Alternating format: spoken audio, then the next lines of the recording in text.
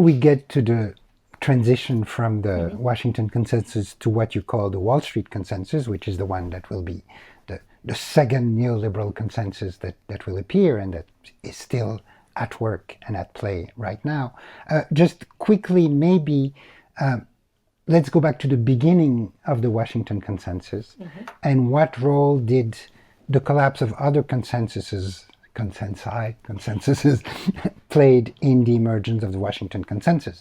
I'm thinking about the Bretton Woods system and maybe consensus, but which sort of created a post-war compact, but also the one that was never implemented, but that was at least presented as a possibility, which was the new international economic order proposed by mostly the non-aligned countries of the global south, but also something that you've known in your early days, the state socialism, Eastern state socialism bloc.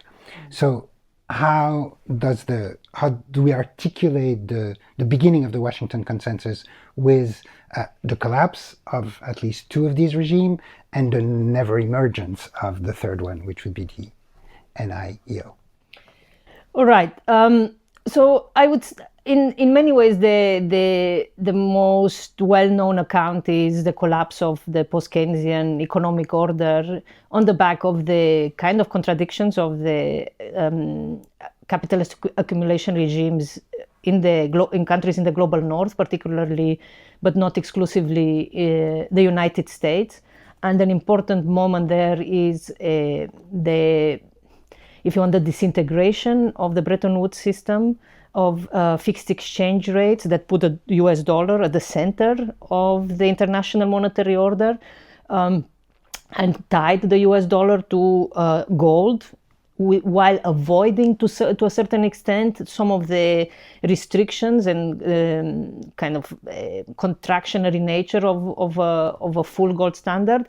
That moment in 1971, in August 1971, when President Nixon makes a speech, it's a fascinating moment if we kind of think about it, and perhaps we'll go back to it in relationship to where Trump, the second Trump administration is now, which is then as now there was a sense in the American political elite that its position as a hegemon was not benefiting the US, but it was a cost to the US. It was its allies were taking advantage of it. Its enemies were growing in strength.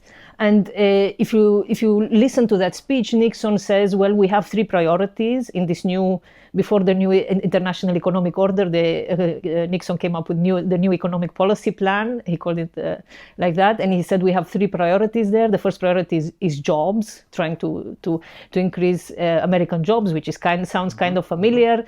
The second priority was the cost of living, which was, again, it sounds quite similar to what we have now.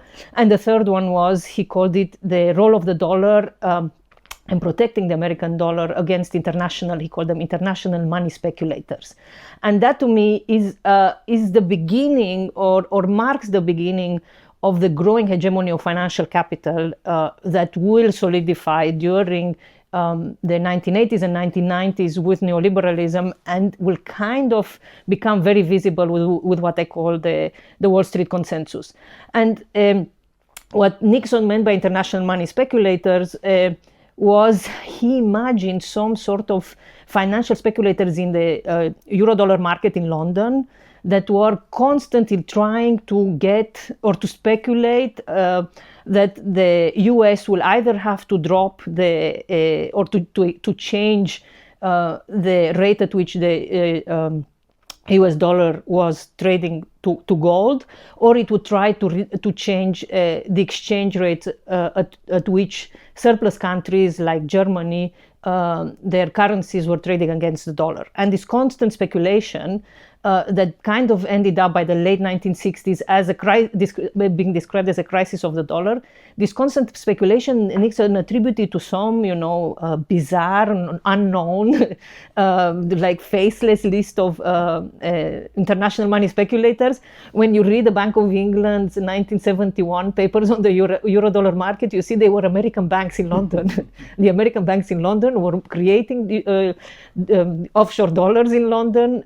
They were rerouting some of those offshore dollars for payment reasons to the US and back, and they were the ones who were constantly speculating. And it wasn't just them. Obviously, there were London banks, there were other banks, but most of the euro-dollar transactions, that was an interbank market. Most of it was American banks basically making money and pursuing not the objectives of the American hegemon, but they were pursuing profit making. So to me, that is an interesting moment, 1971, because it kind of signals the breakdown of what let's call it a kind of Keynesian / Bretton Woods consensus, which we, at least I, who am not an expert in that period, that's a historical period that is, I always imagined it as somehow being a bit calmer than, the 1980s and 1990s, because that's where you see a lot more financial crisis. But even that period was a period of very significant tensions between the US and its allies, and the US and the Soviet Union, that play out in the international money arena and that also play out domestically.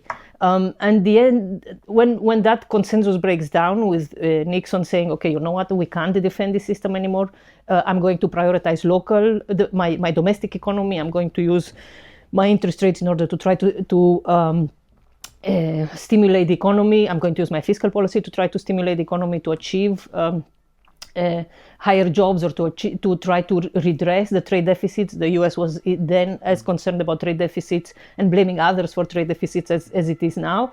That period kind of opens up the question of was the Keynesian consensus in high-income countries or in rich countries in the global north, was it really a Keynesian consensus in the sense that did it organize the state-capital relationships in a way that basically put the state in the driving seat and that benefited distributionally labor rather than capital? And the standard answer is always yes. This is the era of big government. Even Nixon, when he talks about the end of the Bretton, when he breaks down the parity of the dollar to gold, talks about full employment, and he's not a Keynesian Democrat who dreams of full employment, but that's the language is there. But if you read Hyman Minsky again, he says, you know what, that period actually was a period when the state was subsidizing capital profits. It wasn't. We shouldn't think of it as the glory period of the distributional struggle where labor always won. And to me, so that part of the consensus became a very important political terrain for struggle as to what comes next, and basically particularly with the Volcker shock after the period of high inflation linked to the increase in the price of oil. And the impossibility or the unwillingness of political elites to put in place a system where you'd have significant planning of the economy and significant state ownership of the economy in countries in the global north, you go into the Volcker shock, and that's when that from 1979 to 1982, it's a shock where basically Milton Friedman's view of the world and view of the economy gets a broad audience and gets power to listen. So I'm not sure that this is there is an easy answer to why that consensus broke down there, and why it went into neoliberalism and into the idea that all you need to do in order to resolve the accumulation and inflation problems of the Keynesian era is to reduce drastically the power of organized labor, to put central banks in charge of macroeconomic stability, and to shrink the role of the government. That's the political consensus that emerges from those 1970s. Why a parallel system didn't emerge? I'm not a historian, so I can't account for that particular bit. bit of the story.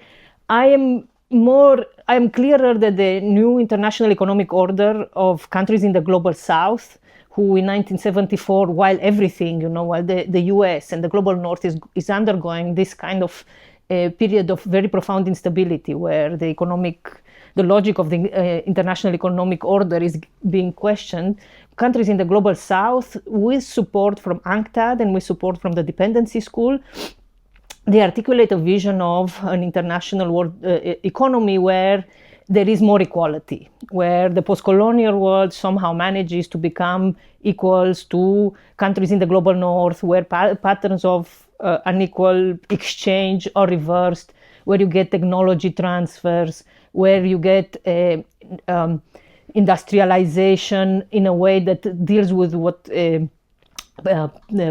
Raoul Prebisch described, deteriorating terms of trade for commodity producers in the global south. All these were going to get in this new international economic order. All these were going to be resolved by essentially a more benign global north, which accepts responsibility for the colonial period, which accepts responsibility for reordering the international economic system, which transfers technologies, which accepts industrialization, accepts to lose market share for their industries.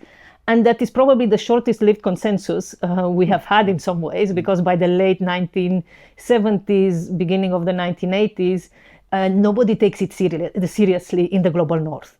For a while, some more progressive politicians from Germany, for example, they kind of engage with countries in the global south, but mostly the US administrations didn't. And I think that bit died quite easily also because countries in the global south did not have sufficient coherence or it wasn't a sufficiently coherent group, either ideologically or in terms of or institutionally to put sufficient political momentum behind this new international economic order. So it was a nice dream. This dream reappears every now and then, although with some kind of less broad geographical scope than it had at the moment. So I would say that was a shorter-lived dream. It died because in many ways it imagined a world of benign relationships between countries that would willingly give up economic and political privilege in the name of some kind of more horizontal relationships. And the third bit that you described, the collapse of state socialism, that is the saddest part in some ways because I lived through some of it. Fritz Bartel wrote a really interesting book called The Triumph of Broken Promises that charts the ways in which both capitalist countries in the West and socialist countries and their governments found it increasingly difficult to meet the terms of the social contract that they had been striking with their citizens. And for countries in the Soviet Union sphere of influence, the difficulty came from the fact that the Soviet Union, our hegemon at the time, had a kind of whiny hegemon problem that the US seems to have repeatedly, in which they said, why are we financing your economies, your welfare state, your citizens with cheap oil when our citizens are poorer or our citizens don't get the benefits of this commodity? And after 1973, it was clear that this commodity was increasing in price, so the distributional politics became a lot more visible.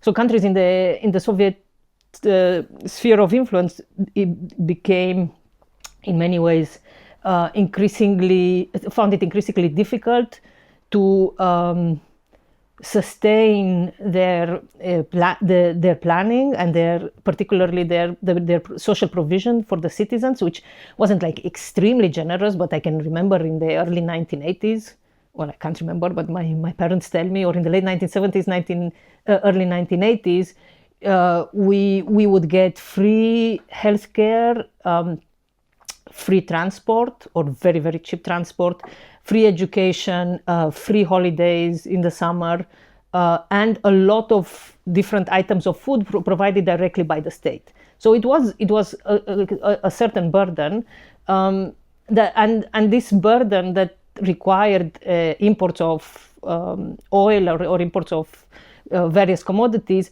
was in many ways accelerated, I would say, by the failure of the plan. In many different countries, the socialist planning didn't work very well. There are big controversies about the extent to which the plan by itself is an inefficient allocation mechanism, or we had inefficient bureaucrats or technocrats, or external conditions made everything a lot worse. I would say there is a bit of a grain of truth to each one of them. But by the late 1980s, it was clear that, especially after Poland goes to gets indebted in international markets, like Romania did, gets an IMF loan, then it has to undergo an IMF structural adjustment. The Washington Consensus starts to kind of come east, and that destabilizes further that regime. And once you have the collapse of the Eastern Bloc in 1989, and then the collapse of the Soviet Union in 1992, the Washington Consensus comes to Eastern Europe, and it becomes what we know there as shock therapy, and that is in many ways that is one of the most, I would say, most extreme manifestations of a consensus that is pushed onto countries. Even when the limits or the political and social costs of that consensus become so obvious that even pro-market or free market ideologues are resisting it. It's just a detail, but maybe it's a nice signal to, future critical macro finance theorists, is the fact that it seems like if we say that we go from one consensus to another, that usually the sign that a consensus is about to crumble and a new one is about to emerge is when a hegemon starts to whine, right? So you have it with Nixon in 71, you have it with Soviet Union at the end of the 70s. Why do we pay for all these people who don't deserve it? Always that. We have it today, so maybe that could be some kind of a canary sign too. But it seems like the whining hegemon seems to be a precursor of a change of consensus. Okay. Very good. I think you're right in the sense that all consensuses need some kind of hegemon to push it within and outside borders. And once the hegemon doesn't see the benefits of the benefits of pushing that consensus, both ideationally and with the ideational and material benefits that are no longer materializing, or there is some contender that fares better within that consensus, then yes, then the contours of that consensus will change one way or another. That's right. But with always the discourse that they are taking advantage of us. Right? Yes.